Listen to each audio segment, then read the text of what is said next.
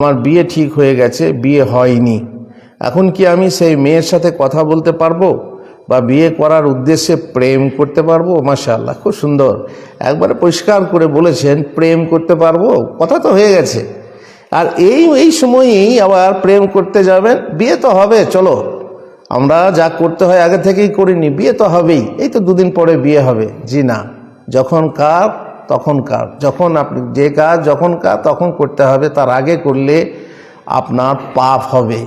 বিয়ের আগদ যখন হয়নি, আগদ করেছেন, তারপরে স্বামী স্ত্রী আপনি কথা বলুন, বেড়াতে যান, একসাথে রাত্রি যাপন করেন, সমস্যা নেই। কিন্তু বিয়ের বন্ধন যখন হয়নি, কবুল হয়নি, তখন আপনি সেই মেয়ের সঙ্গে কথা বলতে পারবেন না, প্রেম আলোচনা করতে পারবেন না, এবং বেড়াতে যেতে পারবেন না, ঘুরতে যেতে পারবেন না, মার্কেট যেতে পারবেন না, ইত্যাদি ইত্যাদি। কারণ সে একজন আজনবী, এখনো বিয়ের বন্ধন হয়নি, তখন সে একজন আজনবী। হ্যাঁ, খুব প্রয়োজনীয় কথা যদি হয় আপনি জিজ্ঞাসা করতে পারেন, একটা বাইরের মেয়ের মতো, যেমন তাকে জিজ্ঞাসা করা যেতে পারে তেমনি তাকেও জিজ্ঞাসা করা যেতে পারে। কিন্তু যখনই বিয়ের কথা হয়ে যায় তখন এক প্রকার প্রেম চলে আসে দুজনের মাঝে। এই জন্যই তো বলা হয়েছে, হাদিসে যেটা আছে, ইঙ্গিত আছে যে বিয়ের আগে একবার দেখে নাও, তাহলে তাতে তোমাদের প্রেম তৈরি হবে, এরকম একটা ইঙ্গিত আছে।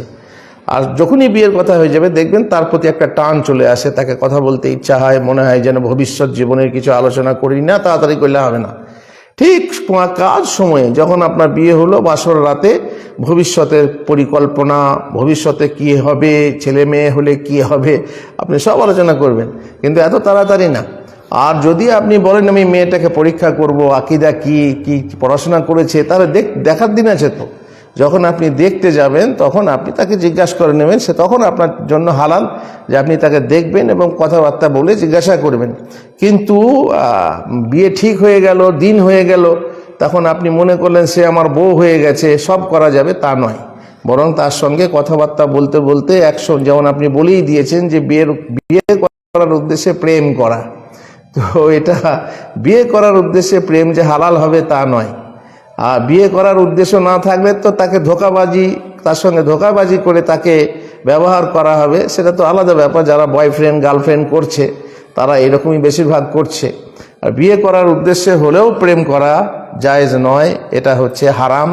ব্যভিচার করা হবে যদি ব্যভিচার সে আসল ব্যভিচার না হলেও মুখের ব্যভিচার, মানে জিভের ব্যভিচার হবে, কখনো চোখের ব্যভিচার হবে, কখনো কানের ব্যভিচার হবে, কখনো হাতের, কখনো পায়ের ব্যভিচার হবে, সবই ব্যভিচার।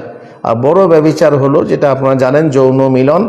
আর বিবাহের বন্ধন হয়নি তখন জেনা হবে, আর সেই জেনাতে শাস্তি হলো 100 চাবুক লাগানো হবে, আপনাকেও লাগানো হবে আর তাকেও, প্রেমিক প্রেমিকা উভয়কে 100 করে চাবুক লাগাতে হবে ইসলামের বিধানে। কিন্তু এখানে ইসলামী বিধান যেখানে নেই সেখানকার ব্যাপার আলাদা।